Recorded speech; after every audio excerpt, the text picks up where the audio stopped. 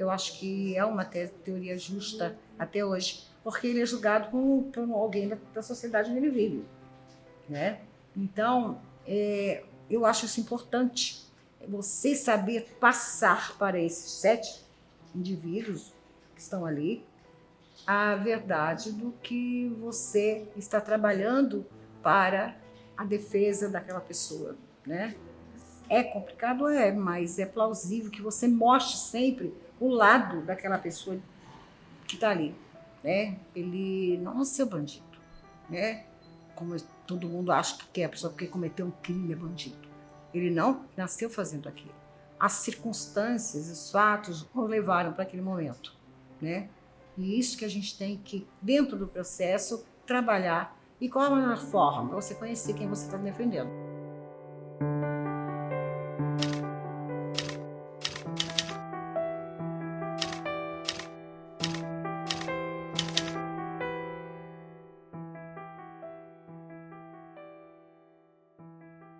Olha só, eu tenho aproximadamente 37 anos de profissão aqui em Belém Paraíba. No início, né, eu comecei a advogar estagiando na Rede Ferroviária Federal e por ter me destacado na faculdade, eu recebi um convite do Dr. José de Castro, era um processualista, e era advogado do Itamar Franco, e queria me levar de tudo quanto era jeito para Brasília.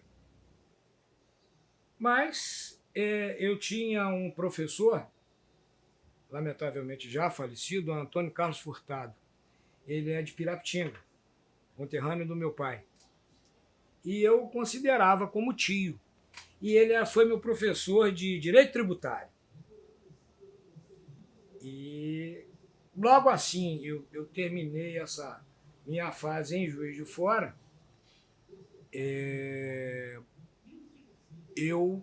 esse Antônio Carlos Furtado fez paradiou uma música deles lá da época, dizendo que se eu carregasse pasta para os outros, era preferível carregar pasta para o meu pai. E vim para Belém Paraíba. Em 1961, aí que veio, por exemplo, foi o Odorico, que era meu amigo, também fiscal, e o Valtair Couto, que tinha uma filha, que pai do Maurício Santiago, pai do Maurício, professor. Então, o Valtair, diante daquelas coisas que eu falei com ele um dia, né? Mas ele me encontrou e falou, não, você vai comigo para Belém Paraíba. O meu filho, eu tenho uma filha casada, ou estava namorando o Fernando, a Ilza com o Fernando, né? Que é filho do doutor Antônio Martins Fortes. É um advogado maravilhoso, brilhante e um homem sério. Assim mesmo. O Valtair tinha uma correção, um negócio violento, não é uma brincadeira não. Muito bom, muito amigo, mas não tinha vadiagem com ele. Aí eu vim para aqui, me apresentou o Fortes, eu comecei a trabalhar. Mas ele, eventualmente, ele não deixava de perguntar ao Fortes, me chamava de menino. Então, Fortes, como é que está o menino? Ah, está indo bem, e agora? Ele só precisa de um retoquezinho no direito ainda. Porque no português, o filho da puta é ele que faz toda a minha correspondência de volta, tudo isso. Bom, eu vim para cá e em 88, no meio do ano de 88, que eu mudei para cá.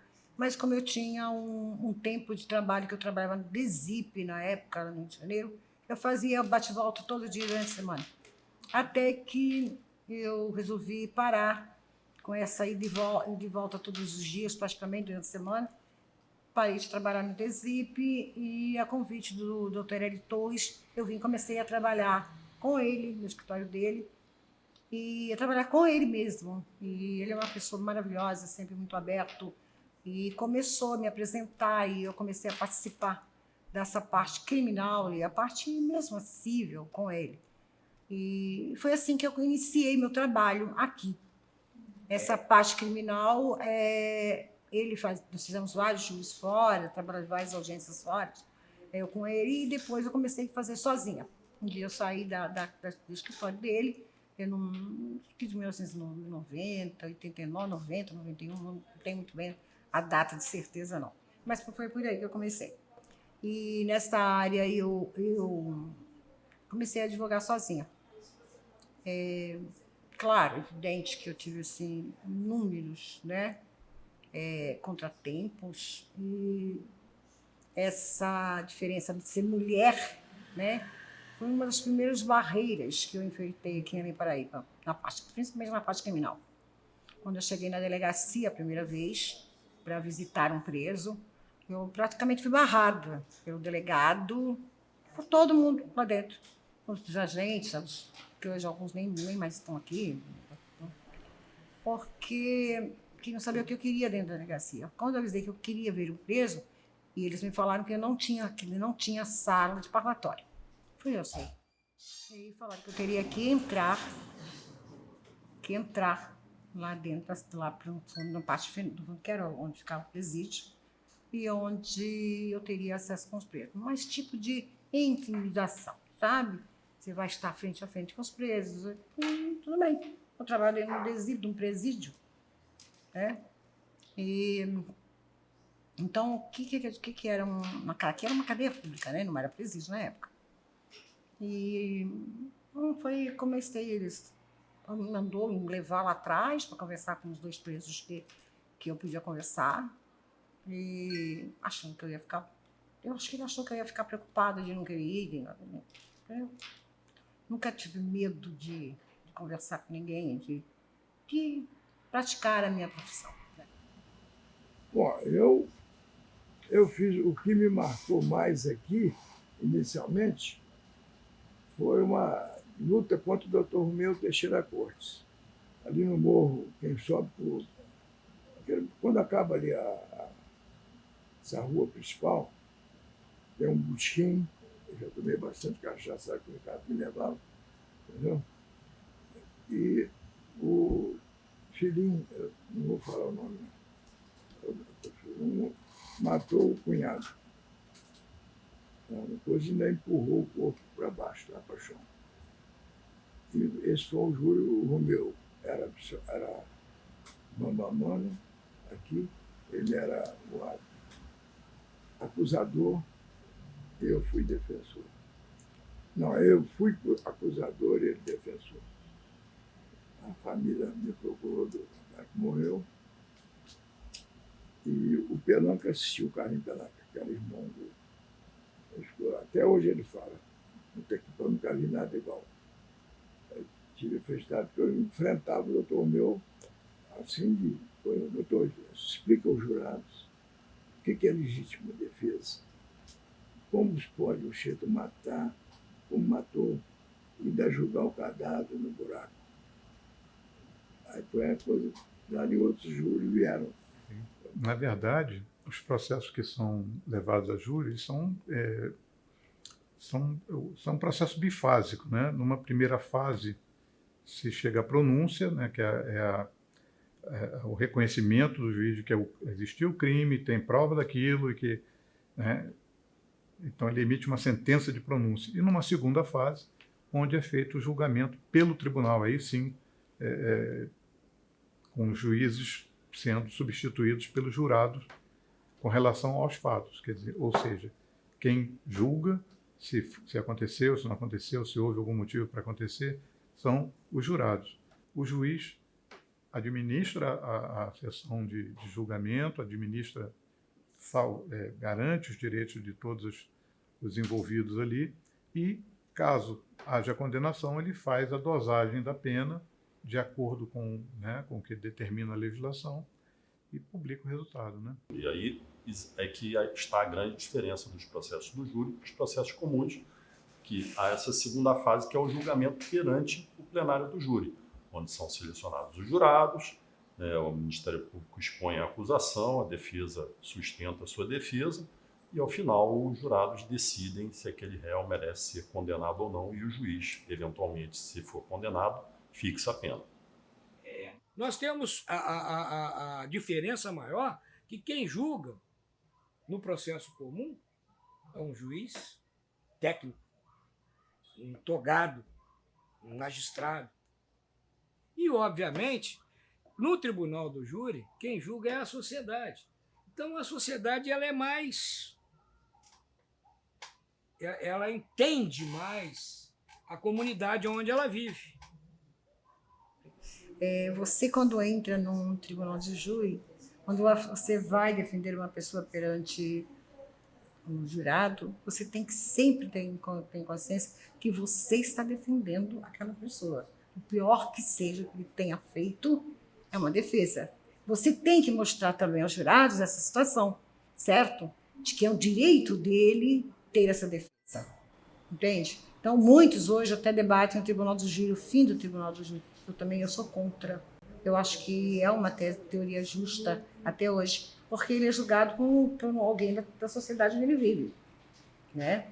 Então, eu acho isso importante, você saber passar para esses 7 indivíduos que estão ali a verdade do que você está trabalhando para a defesa daquela pessoa. É complicado, mas é plausível que você mostre sempre o lado daquela pessoa que está ali, né? Ele não é seu bandido, né? Como todo mundo acha que é, a pessoa porque cometeu um crime é bandido. Ele não nasceu fazendo aquilo. As circunstâncias, os fatos o levaram para aquele momento, né?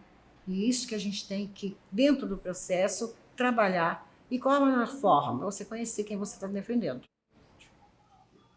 O processo, obviamente, normalmente não é bom para a defesa. Normalmente não é bom para a defesa. Então, eu tive 2 acontecimentos interessantes em processo do júri. O primeiro deles foi um laudo confeccionado pela polícia daqui de Além-Paraíba, que foi feito a lápis. Júri muito ruim para a defesa. Eu peguei e desmanchei o laudo na frente dos jurados. Com a borracha mesmo. Peguei o processo e meti a borracha. Acabou. Se não está no processo, está no mundo. E para ser julgado, tem que estar dentro do processo. E como é que se faz um laudo a lápis? Ridículo isso. Hoje, obviamente, que existem outros tipos de falhas processuais que podem ser exploradas, né? E tem inúmeros casos famosos aí que eles foram anulados por questões aí. Situações, eu lembro até de uma passagem onde verificaram um processo de um marginal conhecido no Rio de Janeiro. Minha mãe era promotora de justiça e eu tive a oportunidade de ver esse processo. Eram vários volumes, assim. E eu, curioso, já estudante, né, fui olhar e a minha mãe falou, olha, meu filho, esse aí é o processo daquele fulano de tal, que era um marginal que saía todo dia nos jornais. Você procura uma prova, só uma, de que esse rapaz cometeu os crimes que ele está sendo acusado. Só uma, não precisa mais não. Vários volumes. Né? E eu vasculhei aquilo tudo. Né? E você não acha. Sempre, eu ouvi dizer, parece que é semelhante, mas nenhuma prova concreta que possa...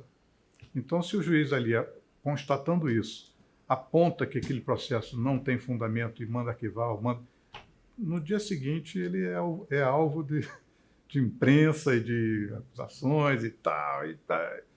Então, infelizmente, acontece isso, né?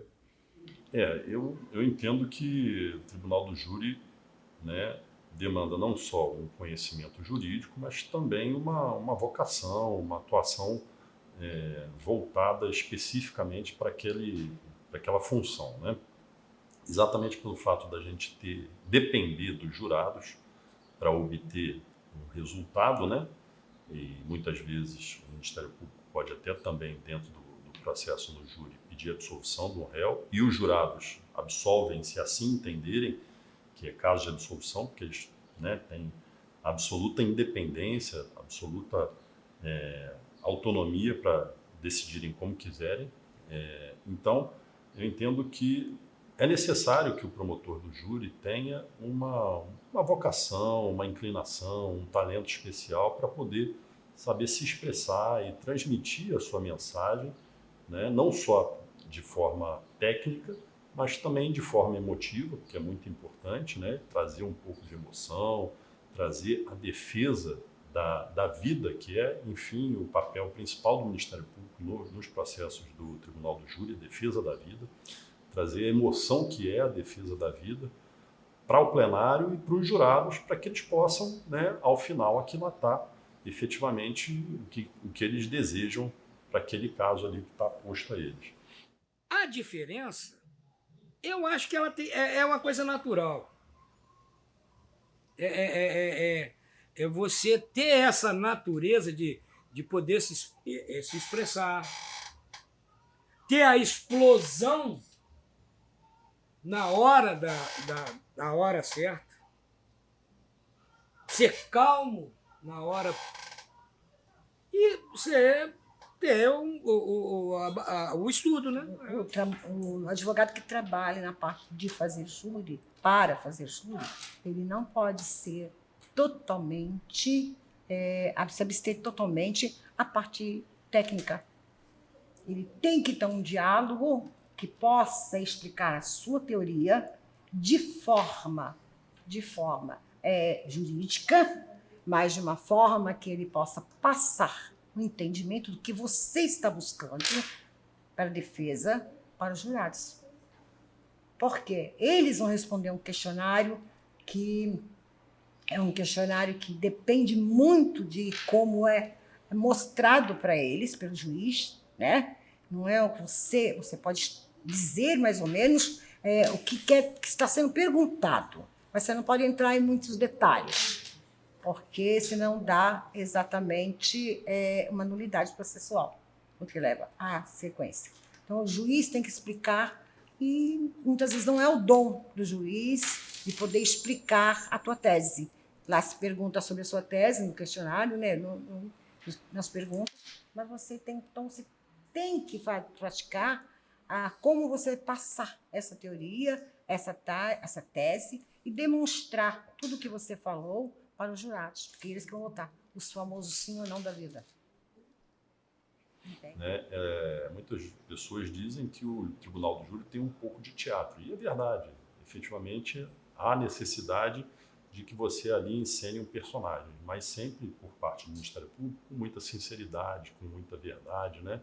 Com muita franqueza e sabendo, eu particularmente, quando atuo perante o Tribunal do Júri, não gosto de tentar transmitir ou formular a acusação usando de muitas formalidades, de muitos termos técnicos. Cada promotor tem uma forma de atuar, tem, né, o seu jeito de atuar, mas eu penso que esse seja um caminho importante, a gente tentar transmitir de forma simples para que os jurados possam ter o melhor entendimento possível, já que, em regra, são pessoas leigas, não são formados em direito, não têm formação jurídica. Eu entendo que esse seja o melhor caminho para que a gente possa deixar bem claro do que se trata, né, e as consequências dos votos deles ali naquele momento. Então, eu entendo que assim, o melhor caminho é você expor com clareza, com franqueza, com sinceridade, com técnica, mas também com uma linguagem simples e trazendo alguma emoção para poder dar a exata noção daquilo que está se tratando ali, que, ao final de contas, é a defesa da vida de um ser humano que foi tirado ou contra a qual foi cometido um crime. E acho que muita gente consegue ganhar um júri, não é você absolver o réu só. Claro, existem crimes, existem júris que você absolve tranquilamente, né? Até porque quando o processo caminha para uma absolvição, o promotor faz questão de aparecer e dizer que ir lá e pedir a absolvição, né? E, como eu disse, ele dá uma rasteira que é para mostrar que ele fez o papel da justiça, defensor da justiça, né? Agora, você virar um jurado, do promotor falando, e você transformar um jurado é muito mais complicado, porque eu falo que é sempre dois bonequinhos, né? O promotor pinta ele, o réu de bandido, né? Tanto que muitos vezes os promotores chamam aquele de sensatez, que fulano cometeu, muitos chamam ele de bandido, de sanguinário, né? E quando você tenta mostrar para os jurados que não é nada daquilo, entende? Você tem que ter muita coerência e muita determinação para isso, né? Então, são teses que te levam para isso. Porque ou quando você não consegue, sabe que não existe um réu confesso, como é que você vai absolver um réu confesso? Né? É bem complicado. Então, você, a não ser que você prove que houve alguma coisa durante o interrogatório dele, que ele realmente não era, ele confessou, mas ele não fez aquilo, né? Que é bem difícil, mas você consegue também. Mas a gente sempre busca uma pena para menor. Toda a teoria é a diminuição da pena. A confissão, ela não pode servir ou não é sinônimo de condenação. Existem, nós fizemos um tribunal do júri em Juiz de Fora, que nós pegamos um pedacinho do caso, que foi matar a irmã, o irmão de uma juíza, na zona lá em Santos Dumont, cheio de droga e tudo mais. Então, teve até o Sayone participou do tribunal do júri, mas nós pegamos um pedacinho mais pobre da coisa, em que a confissão do réu foi à base de tortura. Por conta de ser quem foi, estou dizendo que a juíza mandou, mas lá eles descascaram o cara mesmo com pressão. Tanto é que quando nós saímos de Santos Dumont, nós fomos ameaçados pela polícia, pela promotora de justiça, até que a doutora Cecília, que era a presidente do Tribunal do Júri, determinou que a gente viesse de escolta pela PM. Que se acontecesse alguma coisa, essa promotora estaria envolvida por conta dessa ameaça velada no Tribunal do Júri, enfim. Mas assim, eu lembro de uma passagem no Rio de Janeiro, no Tribunal do Júri, onde um promotor de justiça, ele tinha um nome diferente, né, ligado ao mar, não sei o que, mar, Brasil Mar, uma coisa assim. E o advogado, ao iniciar a fala, começou a provocá-lo o tempo todo. E o promotor, muito educado, muito fino, muito culto, né, ele suportou muito aquilo ali, mas uns 10 minutos depois ele interviu, pediu respeito e falou lá que não admitia aquele tipo de palhoça, de choça, e que ele não ia compactuar com isso e tal. E o advogado ficou quieto, calado, escutando.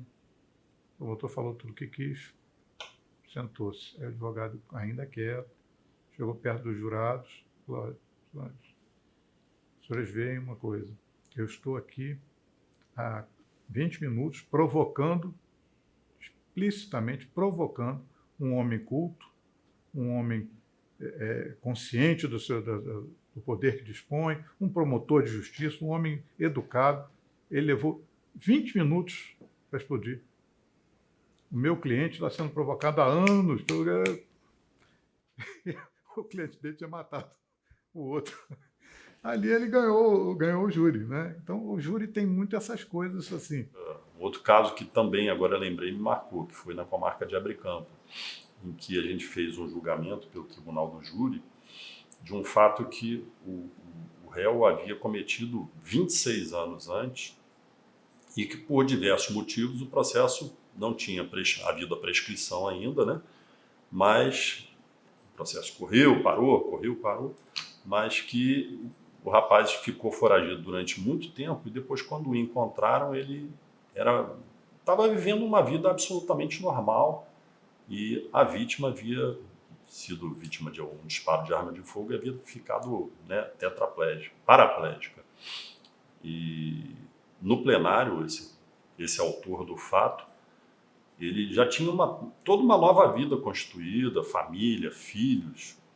16 anos haviam se passado já do último contato desde que ele havia se evadido e tal. E o que aconteceu? A vítima veio e prestou depoimento e aquilo foi decisivo para a condenação dele.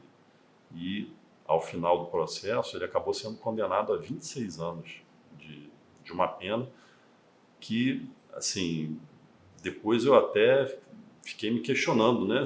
Porque realmente ele já era uma outra pessoa, tinha cometido um ato quando era novo e ele merecia aquela condenação porque ele praticou o fato e tal, mas que depois, com o passar do tempo, ele, né, se modificou a vida dele e, por fim, acabou tendo a condenação por um fato muito antigo, muito grande. Então, aquilo me marcou também de uma forma muito, né, impactante, porque a gente, quer queira ou não, a gente está ali trabalhando, mas somos seres humanos e a gente tem sentimento e acaba, né, se colocando, às vezes, no lugar dos outros.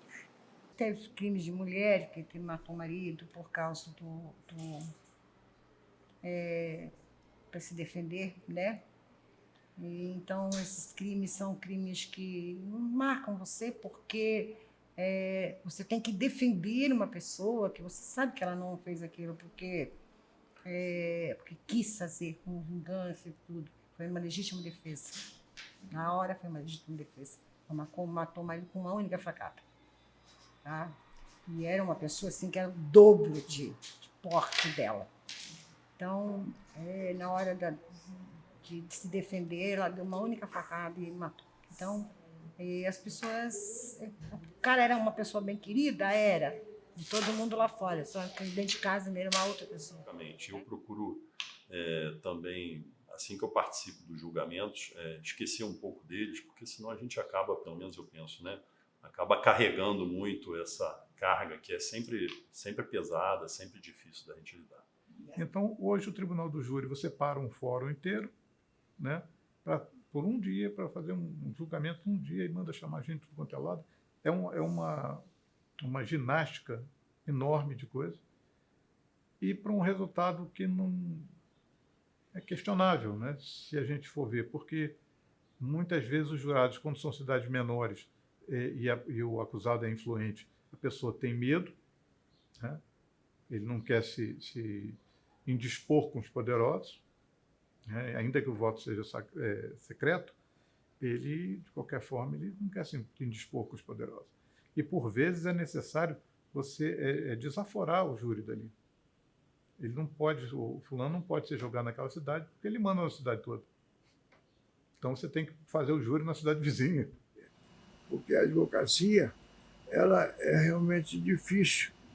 Porque eu confesso a você, hoje eu sofro um pouco mais do que antes. Eu não tinha preguiça de abrir um livro para ler.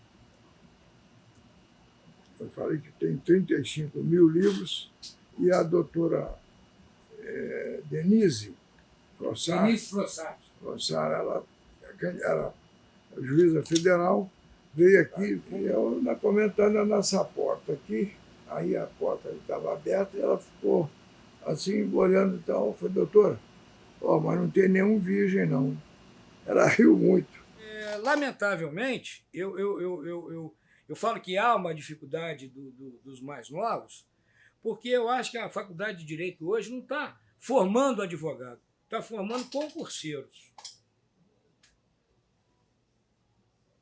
Eles preparam o aluno, desculpe a expressão, mas você sabe que o meu português é dessa forma, não está ensinando o aluno a putaria do direito, a boemia do direito. É óbvio que a remuneração vem. Vai depender da sua dedicação, do seu amor pelaquilo que você está fazendo. Porque o curso do direito é um dos poucos que existe. Ele dá um leque de possibilidades de você fazer concurso. Para delegado, para defensor público, para juiz, enfim, para funcionário do INSS, tudo. Ainda existe uma preferência notória com relação a isso. Existem os os acostumados a praticar são os matadores de aluguel, que é diferente, né? E aquele que cometeu um crime num rompante de uma discussão, de uma briga, de uma fatalidade, né? Então é isso que a gente tem que sempre, no Tribunal de Júri, a gente tenta colocar essa posição, né? Para poder evitar igualar aquele réu que você está trabalhando e defendendo, que ele seja marcado pro resto da vida.